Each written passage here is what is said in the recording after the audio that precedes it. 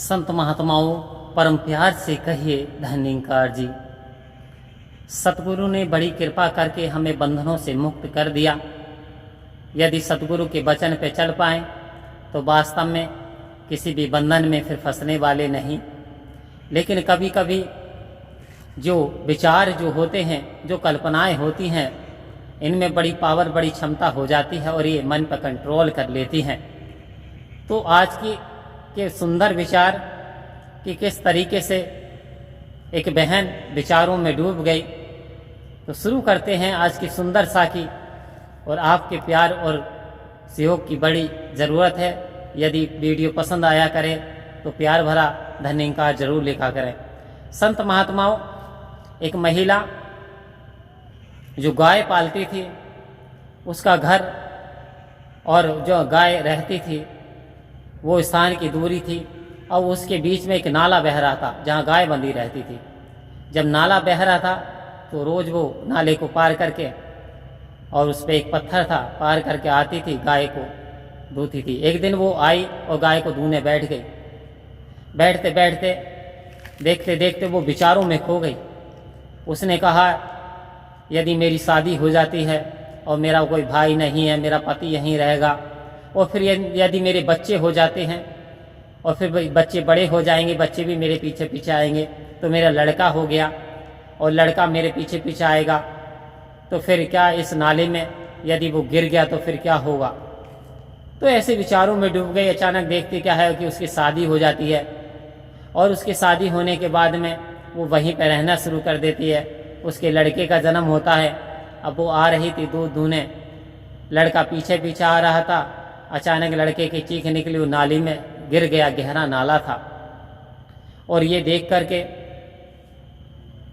वो बहन जैसे आवाज़ आई उस बच्चे की, माँ बचाओ बचाओ, तो वो तुरंत, कहाँ दूध दूने ही बैठी ही थी कि तुरंत फटाक जैसी उसे आंख खुली तो देखा क्या कि वहाँ पे कोई बच्चा नहीं था।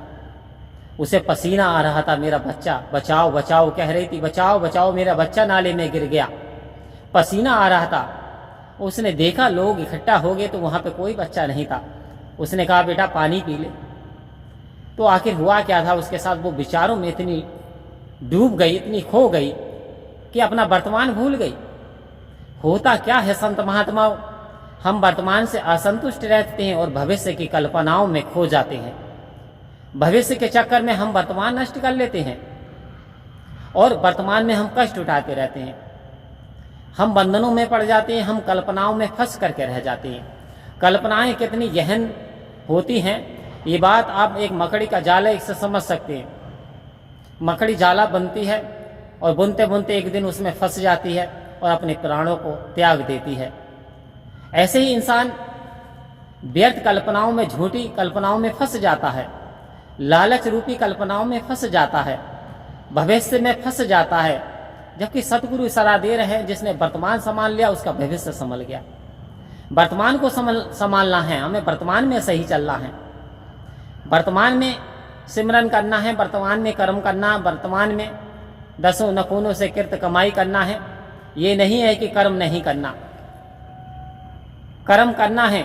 ज्ञान कर्म में ढल जाए तो जीवन का श्रृंगार बने।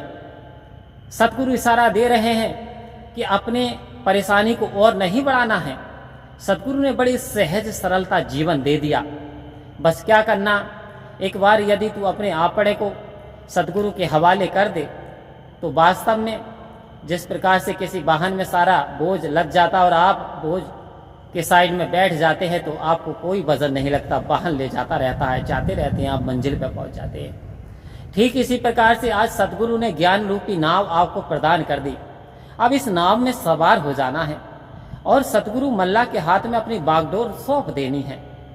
संत महात्माओं, जिसने भी बागडोर सौंपी उनका पार उतारा हो गया।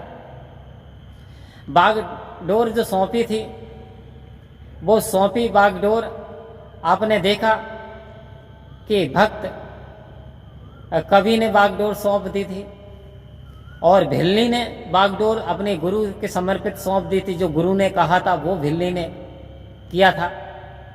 ठीक इसी प्रकार से हमें यदि अपने सदगुरु पे विश्वास है, परमात्मा पे विश्वास है, तो परमात्मा से लगाव इस कदर इतना मजबूत कर लें कि परेशानी तो हर इंसान के जीवन में आती है, उतार चढ़ाव तो आते हैं। संत महात्माओं ऐसा नहीं है, जीवन के दो चक्कर हैं, दुख और सुख। दुख के बाद सुख आएगा और सुख के बाद दुख आएगा। लेकिन बात यह है कि हमें मनुष्य का जन्म इन सुख दुख से ऊपर उठने के लिए मिला, हमें मोक्ष की प्राप्ति करनी है। तो मोक्ष की प्राप्ति कैसे करेंगे? हमें परमात्मा पे विश्वास करना है, हमें ब्रह्म ज्ञान की प्राप्ति करनी है, हमें शंकाओं में नहीं फंसना और हमें शंकाओं को छोड़ के अपने सतगुरु में विश्वास करना। आओ संत महात्माओं परम प्यार से बोलिए धन्यकार जी।